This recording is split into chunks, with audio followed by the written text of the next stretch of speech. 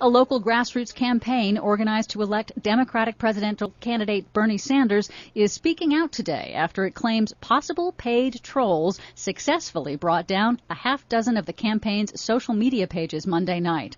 Michelle Manos, a local activist, called it a concerted attack that included uploading disturbing and illegal images and then flagging the content. She said the removal of the pages the night before a critical Tuesday primary voting hurt the Sanders campaign. What seems to have happened was there was a coordinated attack against multiple Bernie Sanders Facebook pages and groups. There had been inappropriate content posted to these pages that caused reports to be sent to Facebook, and they were flagged, and the groups as a whole were removed. Hundreds of thousands of people are members of these groups, and these groups are used to coordinate things like polling places, voter suppression issues.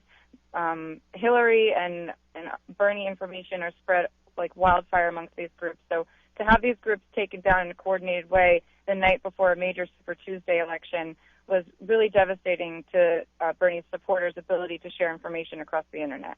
Do you have any other verifiable information about who was responsible for putting up these, first of all, the inappropriate images that were later flagged and resulted in the entire pages being taken down?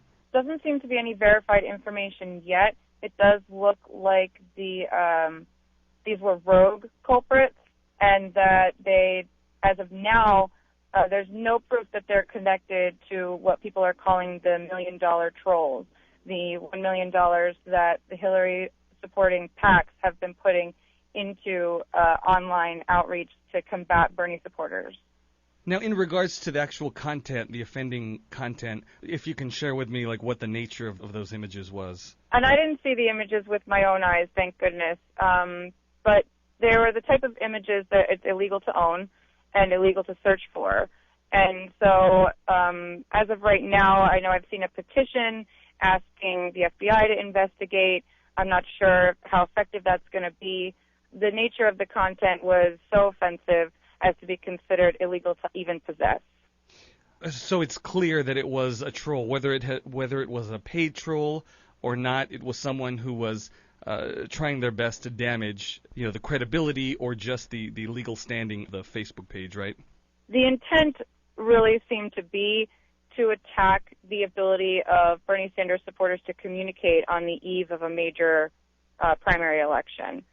That's not something that that the supposed trolls have said, but it does look to those of us on the other side to be a coordinated effort, not just to remove the pages, because I think everyone knows that a false report or an attack in this way, Facebook is able to notice right away that this isn't the members of the pages doing something inappropriate. This is an agitator from the outside coming in.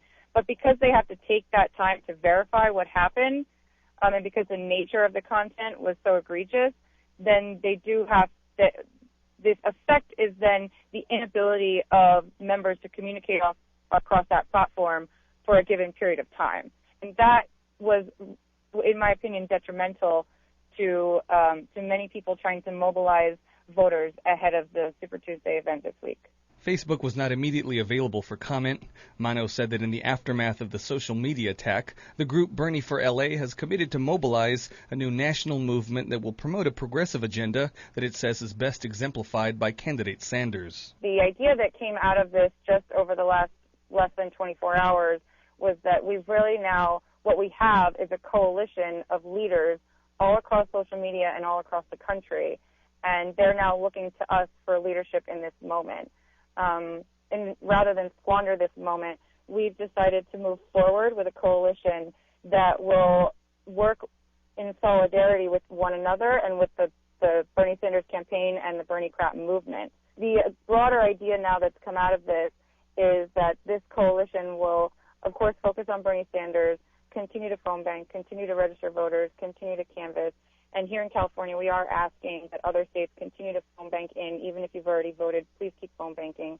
In the event that our candidate is not the one in the White House in November, this movement is now dedicated to the Bernie Krat movement and moving forward the progressive agenda in this country. And here in Los Angeles, we've been working on this for a long time. this is an opportunity now to unite all across the country and really bring this into the daylight